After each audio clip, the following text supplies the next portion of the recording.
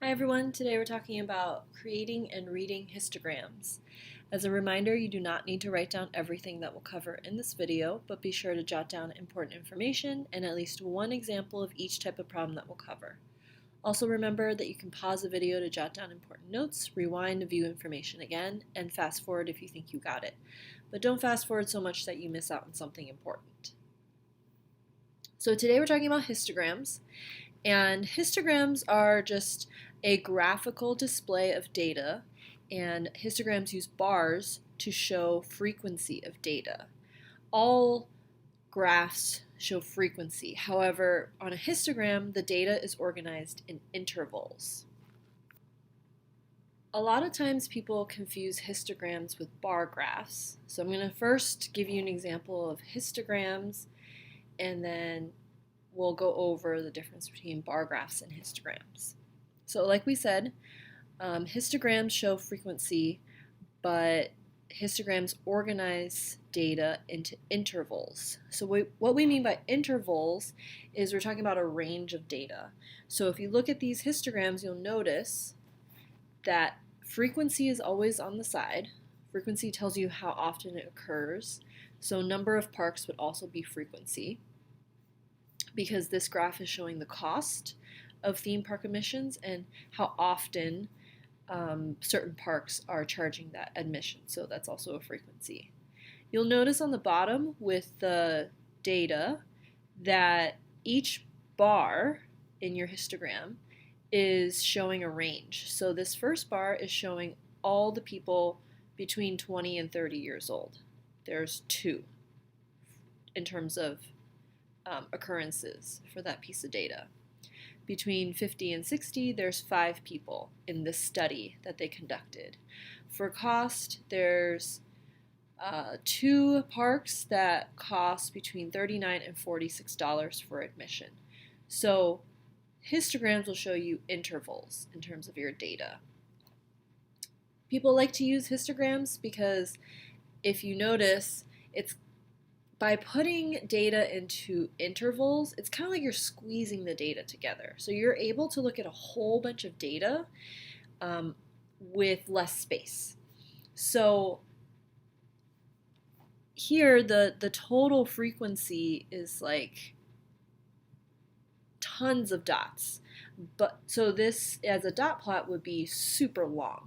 So we're able to group them together into groups and then basically squeeze together the data.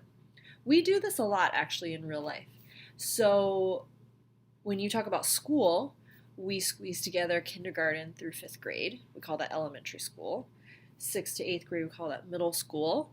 And 9th to 12th grade, we call that high school. So we could also talk about ages 5 to 10 as elementary, ages 11 to 13 as middle school. So that's just another way that we group people together.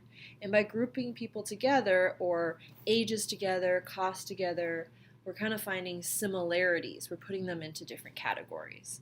But notice that they're all numbers in these categories. Now, when we talk about bar graphs, we also are talking about categories, but take a look at the example that I posted here. The example of a bar graph versus a histogram, and think to yourself, what's different there? So what's similar is that there's numbers on the sides, which is the frequencies. Here the frequency is basically shown in percentages, but it's still a frequency, how often it occurs. But you'll notice that in a histogram, it shows the range. This is 60 to 65 years, and the GDP of a country, 65 to 70, 70 to 75, 75 to 80, 80 to 85 years. So histograms will always have data in intervals, but you notice there's numbers. For bar graphs, we're talking about categories, and it's words. So there's no intervals here. It's different languages: Spanish, Chinese, Hindi, French, and English.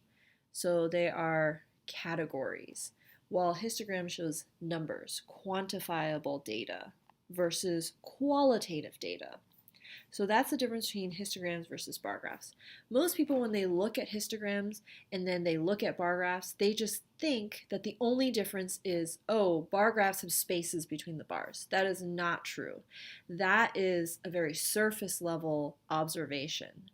Histograms just don't have spaces in between because it wouldn't make any sense to put a space between 60 and 65 and 65 and 70. They both share the number 65. So it just doesn't make any sense to put the space in between.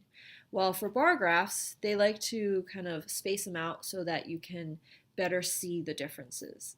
But there's no actual, that's not an actual difference between bar graphs and histograms.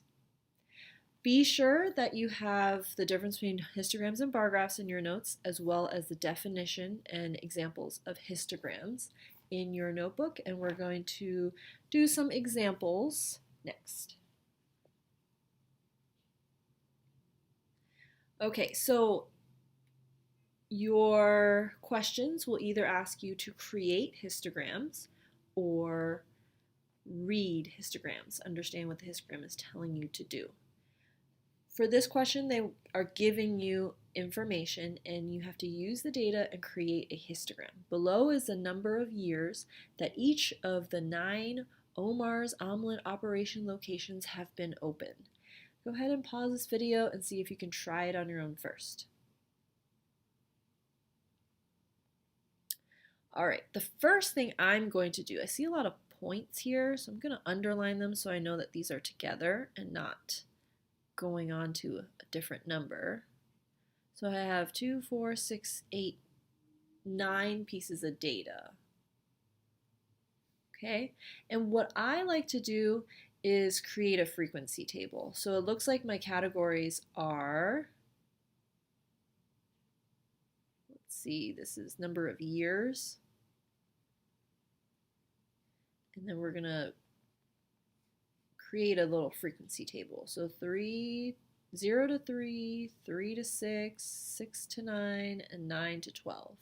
I'm going to go down my list. 5.2, that's 1 for 3 to 6. 7 is going to go under the category of 6 through 9. 10.5 would be under 9 through 12. 2.6 is under 0 to 3. 2.9 is another. 4.5.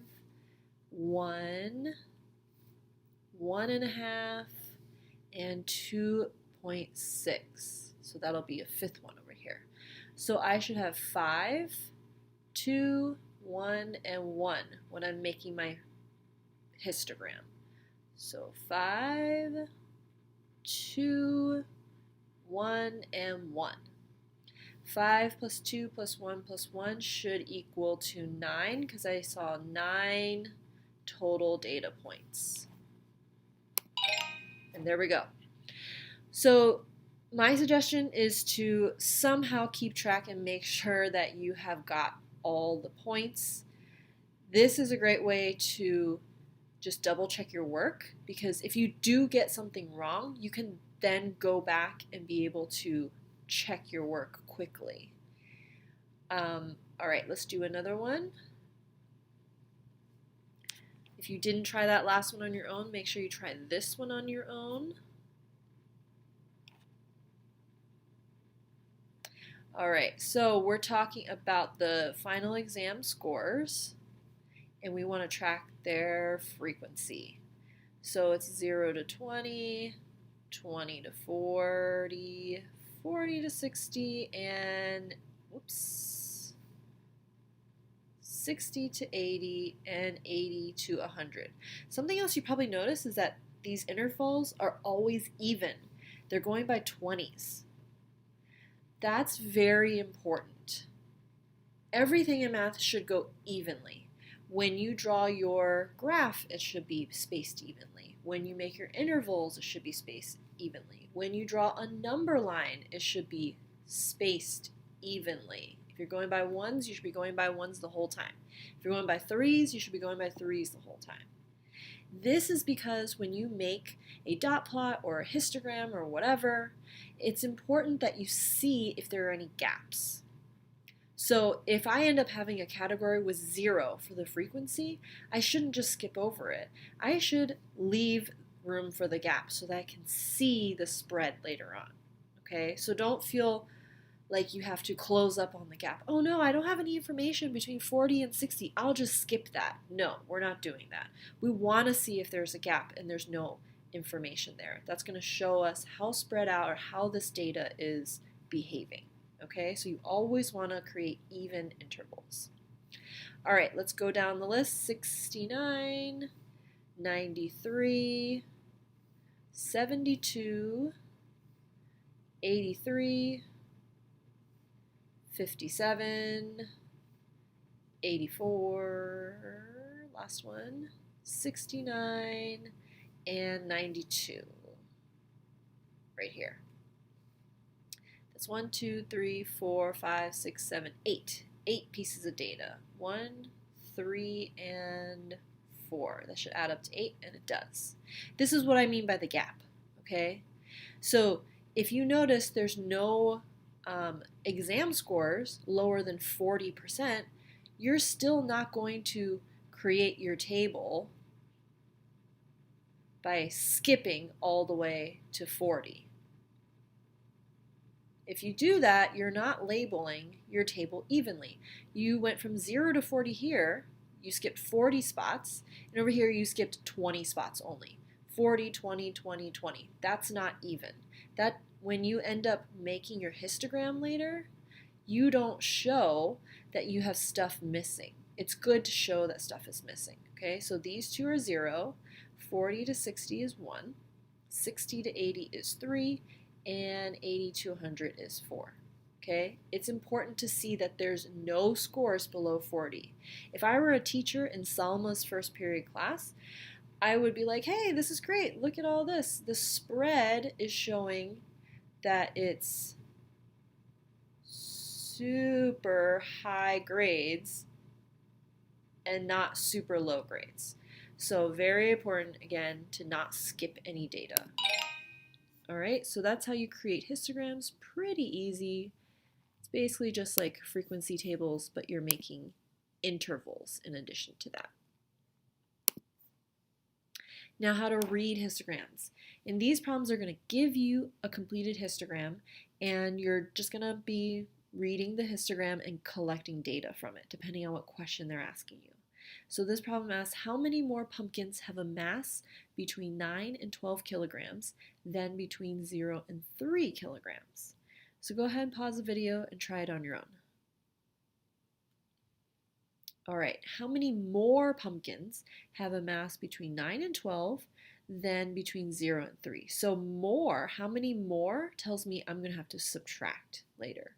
So between 9 and 12, there's 6. And then between 0 and 3, there's 4. So how many more are between 9 and 12 kilograms compared to 0 and 3? 6 minus 4, that would be 2. 2 more, that says more, I swear, more pumpkins. 2 more pumpkins.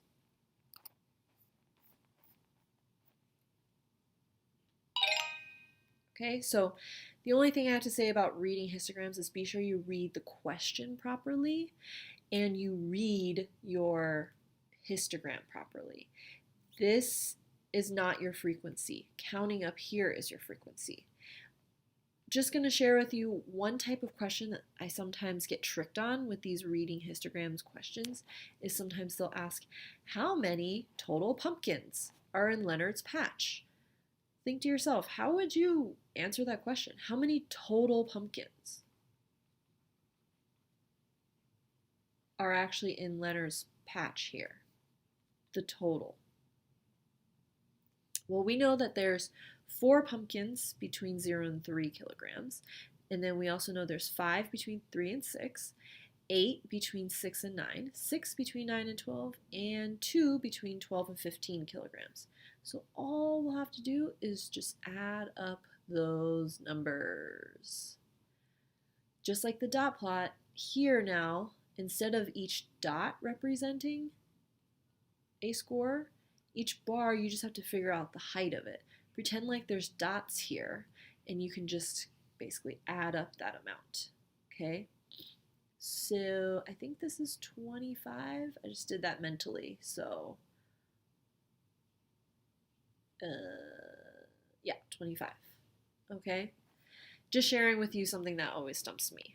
Is I'll look at my histogram and be like, what? They didn't tell me that information, but it's right there. You just have to add up all those numbers. All right, so let me know if you have any questions as you work on these problems, and I'll see you in class.